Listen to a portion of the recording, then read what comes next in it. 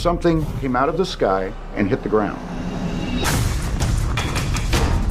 In front of several eyewitnesses, a burning object crashes to Earth. It was round, flames coming off the front.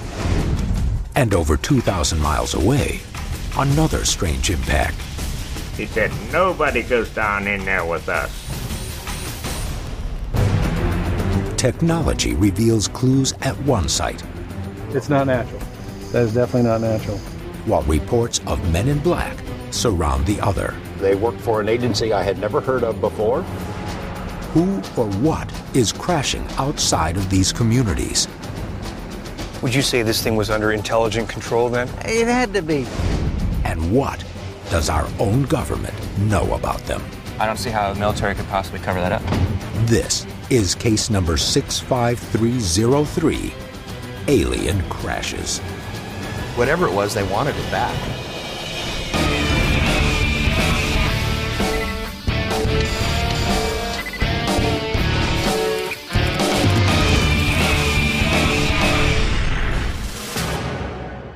I looked up and I saw an object passing to the south that lit up the area.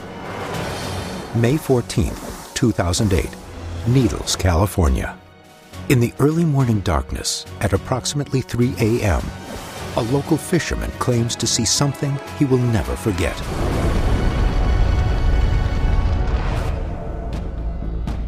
A turquoise ball of fire suddenly lights up the Colorado River. Seconds later, it crashes into the desert. Some initially think it's just a meteor, but can't explain the strange color.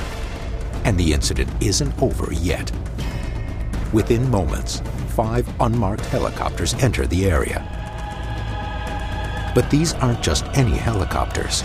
They're double-rotor military models, and one has a large sky crane. Soon after, witnesses see the armada leaving, and it's carrying something. The object, according to witnesses, is around 30 feet long and bulky, like a tanker truck. But there's something else. It's still burning with a bright turquoise glow.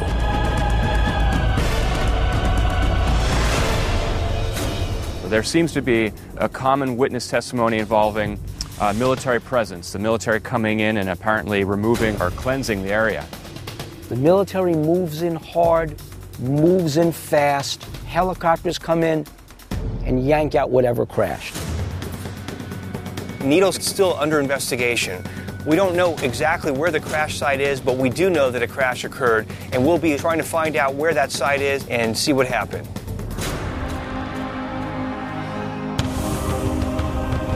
The search in Needles starts with several breaking leads. Some claim that hidden somewhere in the dense desert brush is proof of whatever crashed here. Dr. Ted Ackworth will attempt to pinpoint where the object came down. You've got vehicles crash landing into Earth. You should be able to find physical evidence, hard physical scientific evidence. Pat Uskert will head down the river in search of the crash site. As a UFO investigator, this is a chance for me to dig into the ground and maybe turn up some answers. And Bill Burns will meet with eyewitnesses who saw the entire event unfold. We're going to find out why the military comes in and denies anything ever happened.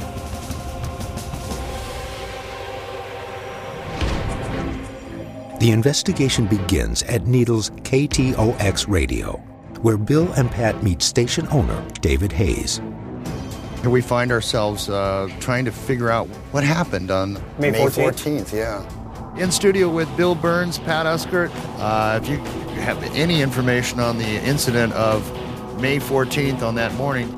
According to Hayes, the morning following the alleged UFO crash, listeners begin calling in reports. And the calls are still coming in. Let's try a phone call, guys. Caller, you're live on 1340. It was coming down fast, but at an angle. Did you notice a shape to the object? Yeah, it almost looked like a huge meteorite from where I was. That's why I had expected to hear an explosion when it hit. Yeah. While some describe the object as a meteorite, hardly any believe that's the case after what happened next.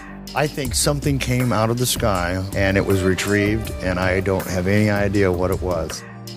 They were here to recover it so quickly. And how quickly was that, by the way? I was told within the first 20 minutes. Wow. Do you think they were tracking it if it's that quick? I think you would have to be. I don't think you could get here that quickly unless you were staged, ready to go, knowing it was coming down. But few claim to have seen the actual crash, or are afraid to admit it because of the military's response. I noticed some vehicles coming off the freeway, and one of them was incredibly strange. On the back with antennas and domes, the front license plate was U.S. government, and with blacked out windows, with a guy who was staring at me. Hayes says he later saw the same vehicles outside the radio station, watching. It was actually parked about 100 yards from the station. And I'm not quite sure, but the kind of equipment and the kind of vehicles they were in obviously were very high-tech, electronic, possible surveillance. But surveillance vehicles are not the only mysterious presence. The afternoon following the crash, people see strange unmarked planes arriving at a local airport. They're plain white with a red stripe down the side, and to some, they are very familiar. The other intriguing part of this story is the Janet flights. We had a report that there was these flights coming in and out of the international airport that morning. Janet is not the name of an official airline. It is a call sign assigned to these unmarked white jets with the red stripe, allegedly seen since the 1970s. This is one of these flights, seen at the far end of Las Vegas's McCarran International Airport. Janet flights are believed to carry defense workers to several notoriously isolated locations, including Area 51. But why are they being seen in Needles the day following the reported UFO crash? Bill heads to Laughlin Bullhead Airport and meets the manager, David Gaines, to see if he can find the answer. Government planes do come in here from time to time. That is correct, yes. Primarily they're military aircraft. Now, have you ever seen aircraft from an airline known as Janet Airlines? No. Have you ever seen aircraft coming in, covert aircraft, white, maybe with red bands on them, maybe blacked out windows for passengers? No. You never heard of this operation? You don't know anything about it? I could give no credence to it ever happening because, to our knowledge, it didn't happen here. If you'd seen that, and you had been ordered not to divulge that they use this airport, what would you tell me? I would tell you that no aircraft have ever been here of that nature. We've never seen any.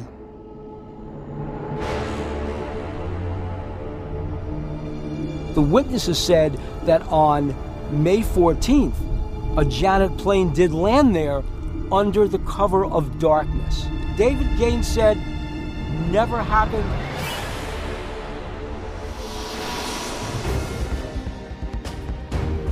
With witnesses at odds over what happened that day, the best way to find proof may lie in the vast desert. Pat is prepping an expedition down the Colorado River. His goal? To find the actual crash site. We're bringing in archaeologist Garth Baldwin. He'll be able to differentiate between just regular ground erosion and the impact of this object. But finding it won't be easy. The vegetation in this area is pretty dense. There's some trails we're going to use to get to the clearings that are out there and maybe find some of the indications of a burn or an impact. If things are disrupted, it should be pretty apparent. While searching the thick brush will prove formidable, a new development could aid the search. A witness who heard the radio program has come forward, and he has a general idea of where the object crashed. His name is Frank Costigan.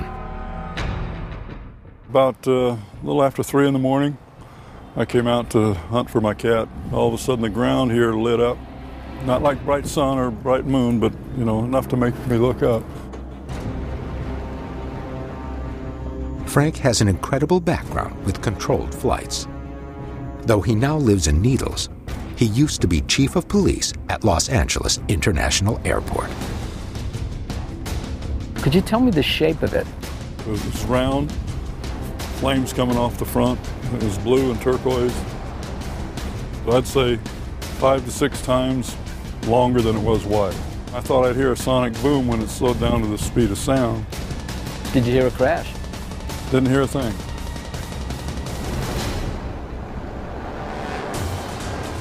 Costigan claims he doesn't hear anything because the descending UFO disappears over the horizon to the south. It crosses right over the Colorado River bend, north of Topic. But from what he is able to see, Costigan believes this couldn't be anything ordinary. You worked at LAX, correct? Yes, I was chief of police, and I was also superintendent of airport operations. Was this object anything like you'd ever seen before in your experiences? Nothing commercial, nothing private, and nothing I'd seen in the military. It had to be something that was a controlled flight of some sort that maybe went haywire. That's my opinion.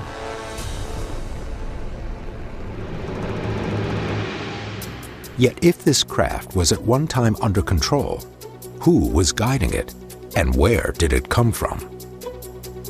The desert outside of Needles is ringed by military bases and test facilities. To the northwest sits the China Lake Naval Range. To the west are both the Army's Fort Irwin and the Marine Base at 29 Palms. To the south is Yuma Proving Ground, where the Army test fires long-range experimental artillery. And of course, most intriguing of all, to the north of Needles is Area 51. In other words, we're standing right here in the middle of a military test area hotspot, where test aircraft, some things that are like beyond what we even dream of, are being flown. Two theories are possible. One, that it was an alien vehicle. Two, that it was one of ours. The answer may lie with a witness who claims he heard the impact. I looked up, and that's when it came in.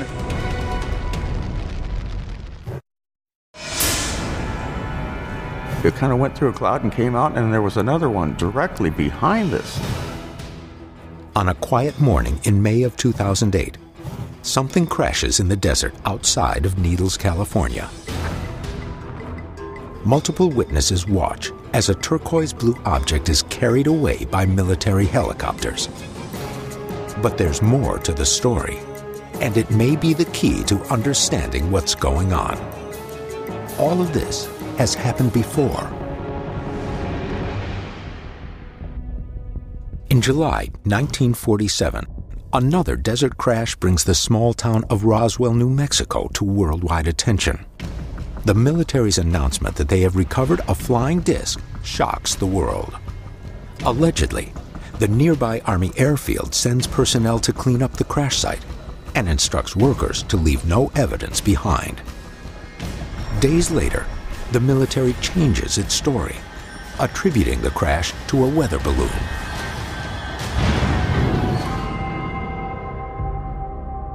Now, in Needles, the team has located a key eyewitness who agrees to speak with the investigation on one condition: that his real name not be used. The witness, known only as Bob, arranges a meeting on the Colorado River, near where he saw the object on May 14th. As I was sitting on the boat fishing at 3 o'clock in the morning, and the whole front of the boat lit up. I looked up and I saw a bright turquoise, blue, something falling out of the sky. It came straight across from one side to the other, and it hit. It just kind of made a thump. Where did it impact? Just west of my position, maybe 200 yards from my boat, in between the railroad tracks and the river. Bob claims that within 15 minutes, military helicopters appeared. And almost immediately after the first helicopter showed up, there was a second and then a third. And that's when the big one came overhead. That thing circled over my boat, went to the site, dropped out of sight for a few moments, and the next thing I know, it was up and flying. Bob not only sees the armada of helicopters arrive, but their return trip with the alleged UFO in tow. Did you see the object being lifted on the skyhook? Yes, sir. That's where I saw the shape. Not only was it well lit by the other helicopters, they were shining their lights on it.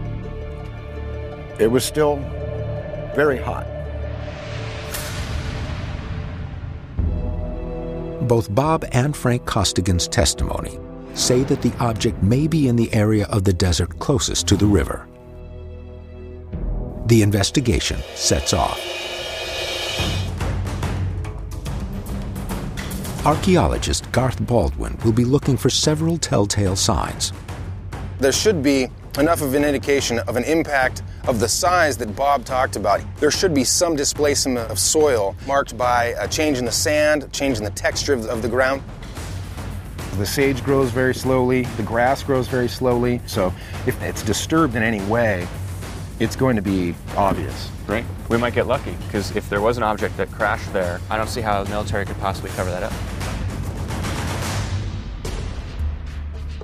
But finding the actual site will prove difficult. Thick desert sagebrush blankets this entire area. The sagebrush will make an impact site hard to spot. But there's a backup plan in place. An eye in the sky.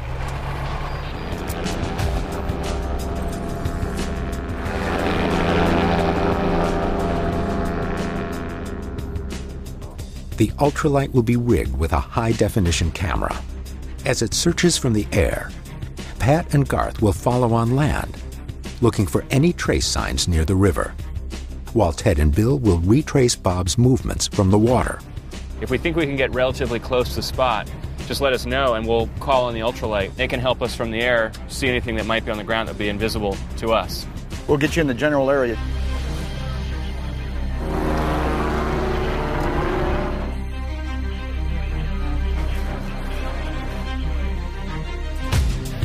After nearly an hour, Bob sees something. See where the brush comes all the way to the water? Yeah. That's where. We've got to be real close.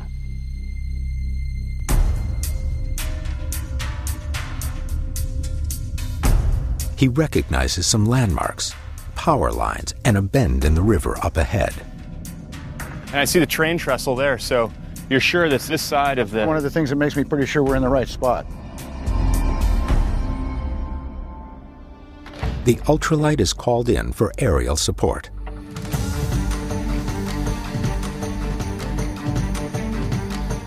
After a few passes, the ultralight hits pay dirt.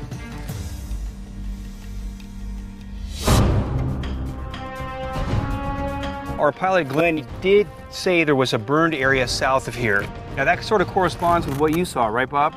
That's correct. Somewhere in this position right here, due south of us. The burns could be physical remnants of the flaming object's crash landing. If we do S-transects, walking in an S, lazy S sort of pattern, and teams of two, 20 to 30 meters apart, we'll cover a lot of ground pretty quickly. So why don't you guys start there, we'll start there and cross paths. We better move, we don't have a lot of daylight left.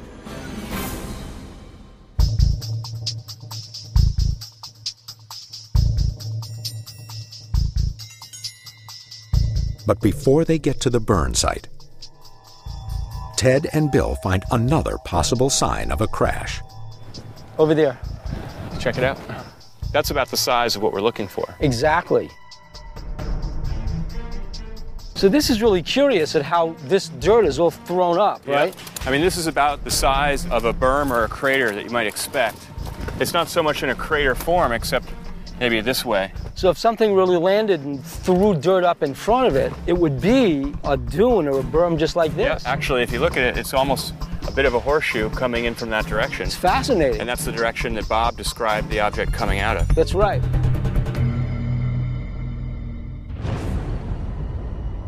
Ted brings in Garth for his opinion.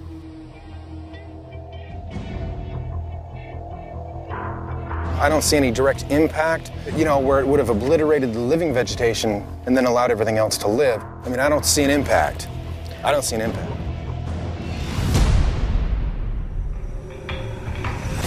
But the burn site is still further inland. A few hours later, it comes into view. So look at how burned this area is. We've got burned stuff all over the place. And Bob did say that when they extracted this object from the ground, this thing was still glowing. But he described it as landing with a thud and not an explosion. Exactly. So that kind of argues against some kind of fire. But Garth has other reasons for questioning this site. There's little patches of burn stuff, probably from wildland fires. We've got a lot of burn trees here and over there. So, I think that's all natural. There's live vegetation all around it, dry vegetation all around it, old dry vegetation all around it. So that would have caught fire had this been the flaming impact that they'd said. With no physical evidence found, the ground search hasn't been able to verify Bob's location. But with so much ground to cover, the Needles crash site might still be hidden somewhere in the brush. This really isn't as easy as we thought it was. Our pilot did spot burned areas from the air, and we went to those burned areas and we looked at them. No evidence of impact, but we're going to press on further and see what we can find. During the ground investigation, a new lead has come to the forefront. George Knapp, an investigative reporter for KLAS television in Las Vegas, has also been looking into the alleged UFO crash in Needles. And during his search, he came face to face with government operatives that may actually be men in black.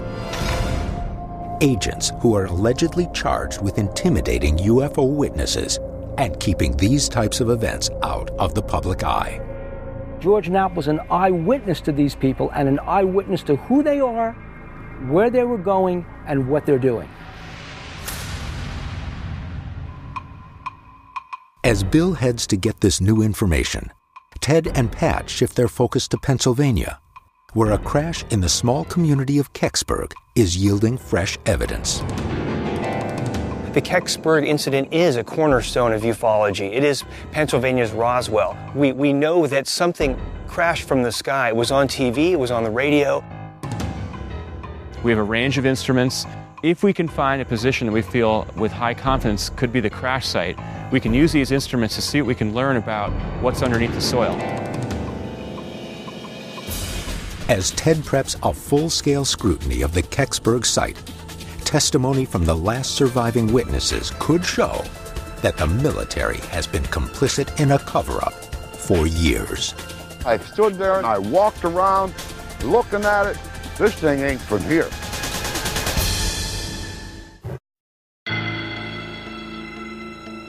In Needles, California, a glowing object crashes into the desert, seemingly out of control. Witnesses say it is retrieved by a group of military helicopters. But the incident doesn't end there. People see unmarked planes landing at the local airport. Planes identical to those reportedly used for transport to the top-secret military base at Area 51. But this has all happened before, and not just at Roswell. Over 40 years ago, something crashed in the sleepy town of Kecksburg, Pennsylvania. But whatever it wasn't out of control. According to witnesses, it had to be piloted by someone. On December 9th, 1965, around 4:45 p.m., something is moving in the sky. It's a glowing fireball, but many think that this can't be a meteor because it's moving too slowly. Whatever it is, the object loses control and crashes. What immediately transpires bears eerie similarities to what has just happened in Needles. Is it just a coincidence? Or are these two crashes mirror images of each other 43 years apart? Bill Burns is meeting with Stan Gordon, the leading investigator of the Kecksburg incident. He's researched this case for over 2 decades. Witnesses out tell us the object turned and came back in towards Kecksburg. This object, it came down as though it was making almost like a controlled landing. And moments after it fell, people reported like a column of bluish-gray smoke rising up out of the woods that dissipated very quickly.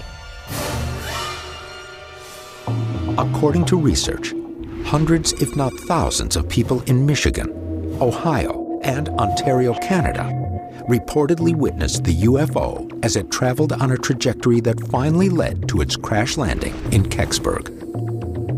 The police departments, the radio and TV station were being bombarded with calls, and as it proceeded into Westmoreland County, the media out in this area began to be overwhelmed with reports coming in. Witnesses agree with Stan Gordon's findings. This tiny town was consumed by the incident. No one had ever seen anything like what happened that night.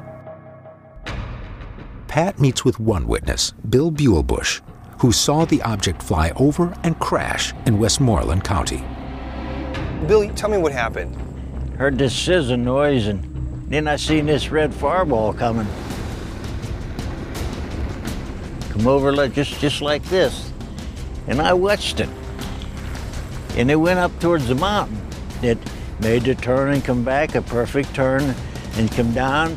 It just seemed like it was trying to find a place to land. Would you say this thing was under intelligent control then? It had to be. Buellbush says that he got in his Corvair and drove to what he believed was a downed aircraft. So I grabbed my flashlight and went down through the woods. And I could see it down there. I figured, well, how can they come out? There ain't no windows and there ain't no rivets and no nothing on it, you know. So you got a close look at this thing? Oh, I was only about 8 feet away from it. Was it smoking? Was there anything? It smelled like sulfur. It smelled like rotten eggs. Bill Buellbush really helps us eliminate some of the more prosaic explanations of what this could have been.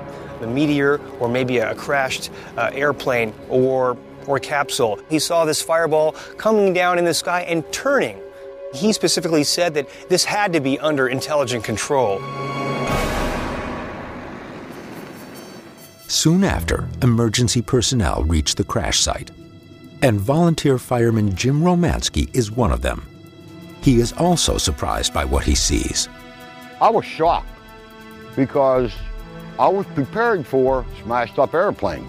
And here was this humongous piece of metal buried into this drainage ditch. Could you describe exactly how it was buried? We're talking nighttime, first of all. We're talking piles of brush around this thing because it come flying down through the trees.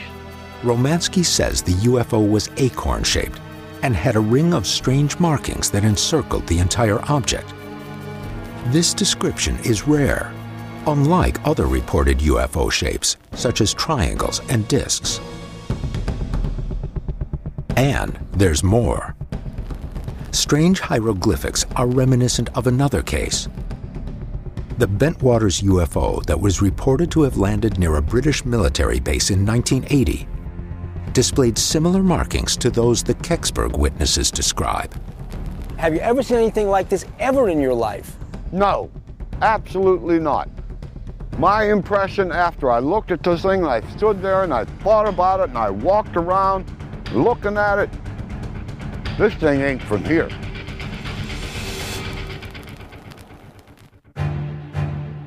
And then, a development that would repeat itself 43 years later in Needles. Within hours of the crash, dozens of military personnel, including Army and Air Force, arrive on the scene. They reportedly cordon off the area, preventing the public from reaching the crash site. Inside this restricted zone, they are searching.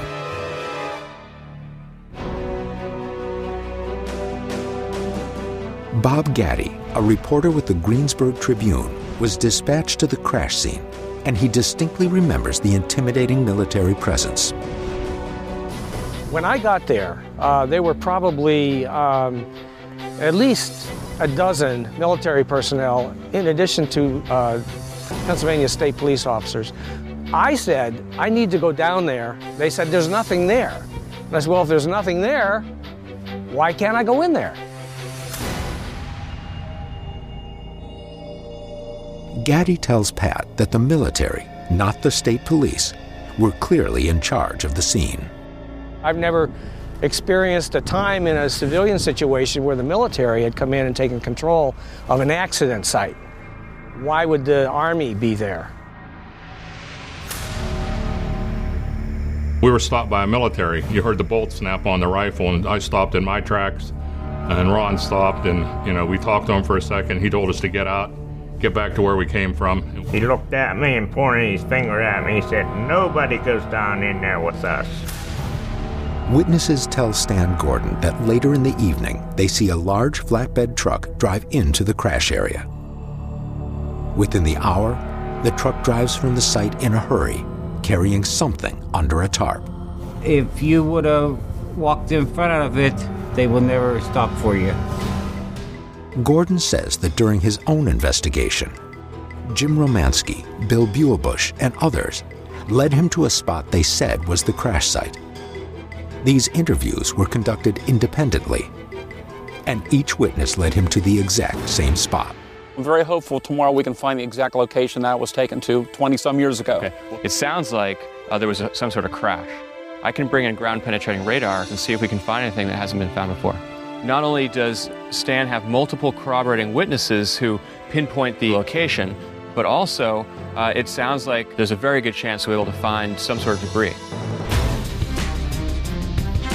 Eyewitnesses and investigators have seen this site before, but never with technology like this. You think a signature like this might be consistent with a signature made by a crashed vehicle? Is that possible? Yeah, that's possible. And across the country, the Needles case breaks wide open, with reports of officials that could be the infamous Men in Black. They are legitimately federal agents. It was something other than this world. In December 1965, a flaming object is reported falling through the sky in Canada, Michigan, and Ohio. In these locations, some claim that debris falls to Earth, that sonic booms are heard, and that a seismograph records the impact. But none of this evidence ever surfaces. It is only in the small Pennsylvania town of Kecksburg where anything real is verified. Several witnesses report that in this ravine, an acorn-shaped object with strange markings crashed. And it is this location that has become the investigation's focal point. The team will hike in with researcher Stan Gordon, geologist Steve Kite, and Pete Hutchinson, an electromagnetic surveyist.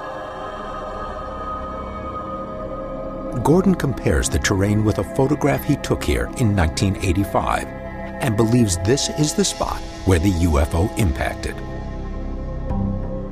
Well, you have the photo. Does this area here look like it might match? Oh, Ted, this is the best match we've seen all day. I think the photograph that we have here was taken 5-10 feet behind us, looking in that direction. We have these, what look like 1 or 2 fence posts. It looks like some barbed wire and a fence post here. And it looks like another one right up there.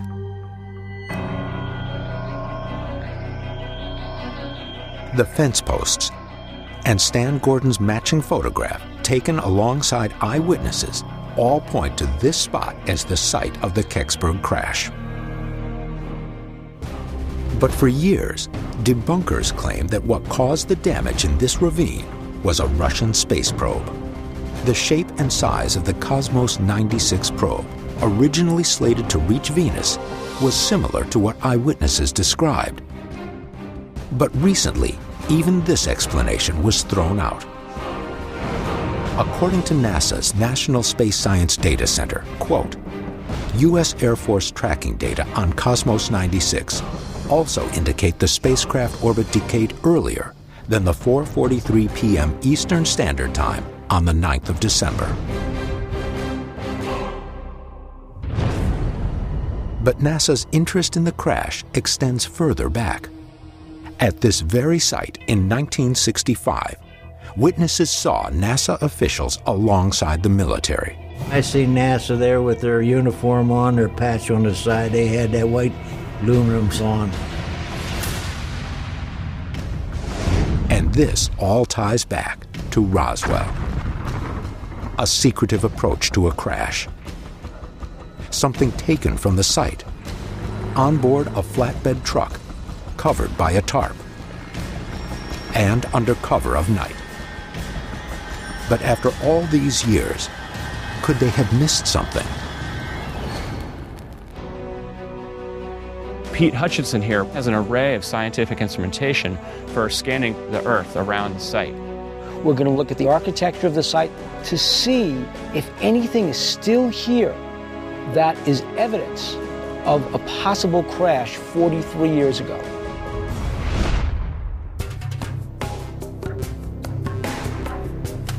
Pete Hutchinson and his assistant Brian begin the electromagnetic scanning of the ground. The tool emits electromagnetic energy into the soil, and moisture carries the current, which is sensitive to metal.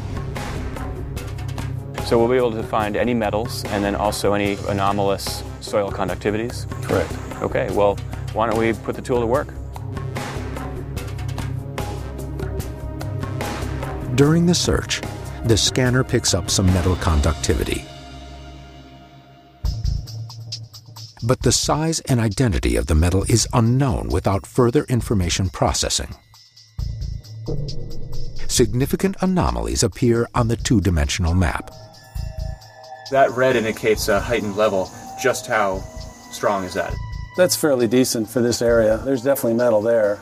So you're saying that metal is naturally occurring metal? It comes from something other than what's naturally occurring in this area. You think a signature like this might be consistent with a crashed vehicle? Is that possible? Yeah, that's possible. According to Hutchinson, what makes this unusual is the high concentration. This amount of metal is not typical in this area of Pennsylvania. Hutchinson suggests that the team dig in this area to determine the source. This science only tells us where to look, and the next step is to go in there and investigate. Physically dig it and do an intrusive test. An archaeological dig. An archaeological dig, yes, exactly. The team needs to expose the area before dark, so Pat joins to assist on the dig. When the soil is uncovered, Pete uses the ground-penetrating radar to look for a specific metal source. Hey, check this out. It starts here, starts right there, and it ends right there. It's not natural. That is definitely not natural. With the sunlight fading, the dig will have to wait until morning. What is the source of the metal buried at this alleged crash site? Now, I don't know what's down there, but I can't wait to start digging and turn up some answers.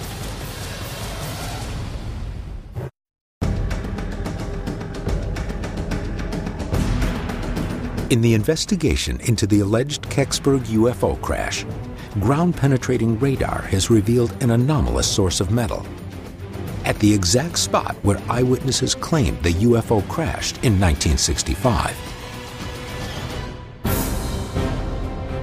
The team has exposed the site and are ready to continue digging to discover the source of the metal. But within minutes, the investigation suddenly hits an impenetrable wall. The GPR told us that you've got metallic conductivity, and I'm hitting bedrock. Now, either the object skimmed along the surface, or the metal would have to be under the bedrock, which is totally unlikely. Maybe this thing did come across this area and left some kind of a residue on the stone.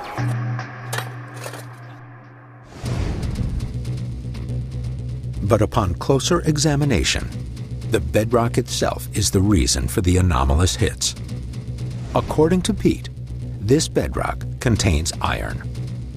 The rocks themselves could be so heavily ferrous that they're giving a false positive to the GPR. So whatever hits we got may have nothing to do with the crash.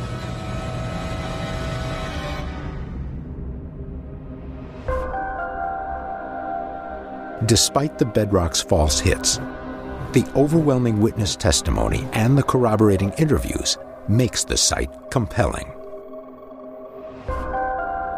This is where everyone agrees the object came down. And there was, according to all eyewitnesses, a military presence hauling this craft away. We didn't find anything today, but the object crashed right here in Kecksburg.